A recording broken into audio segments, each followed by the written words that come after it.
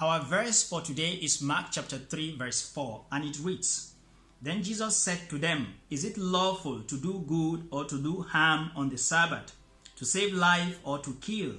But they were silent. This verse is found in the context of a story of Jesus entering the synagogue on the Sabbath and finding a man whose hand had become withered. And the Pharisees were watching him to see if he would cure the man on the Sabbath so that they might accuse him. This story follows another episode in Mark chapter 2 verses 23 to 28, where on the Sabbath, the disciples of Jesus plucked heads of grain, and the Pharisees questioned Jesus why his disciples would do that on the Sabbath. Clearly, we are in a section of the Gospel of Mark, well crafted to clarify Jesus' attitude and interpretation of the commandment, observe the Sabbath day and keep it holy, which we find in the 10 Commandments or the Decalogue in Exodus chapter 20 verses 8 to 11 and Deuteronomy chapter 5 verses 12 to 15. The requirement not to work on the Sabbath, as we know, is grounded on man's imitation of God, who completed his work of creation in 6 days and rested on the 7th day. The term Sabbath comes from the Hebrew term for rest, Shabbat, which is from the Hebrew verb Shabbat, which simply means he rested. So God rested Shabbat in it and also blessed and consecrated it.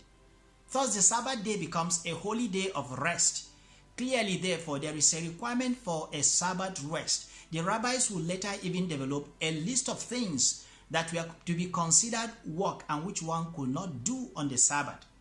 The problem, however, was that the Pharisees were not making the theological argument of imitating God, or even the social argument of man and his household resting, as the 10 Commandments explain.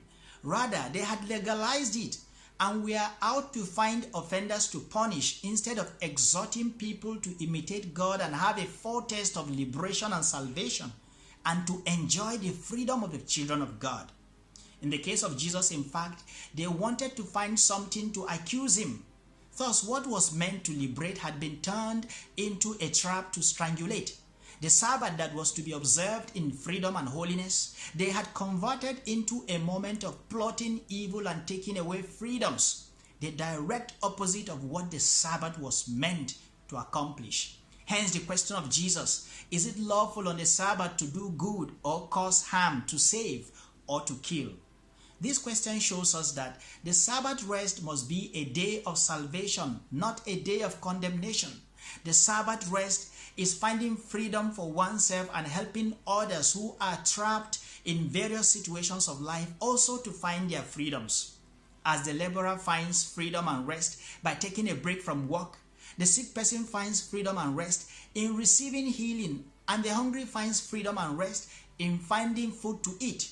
Thus, the hungry disciples of Jesus entered more properly into the essence of the Sabbath rest, not by enduring life-threatening hunger, but by plucking life-saving and life-enhancing heads of grain to eat.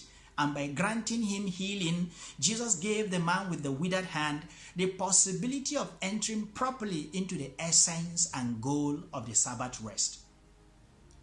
Lord, may the Sabbath rest we observe lead us to the true rest you want for us. Rest from hunger and from sickness. Rest from anything that threatens life. Rest that restores to us the full freedoms of the children of God.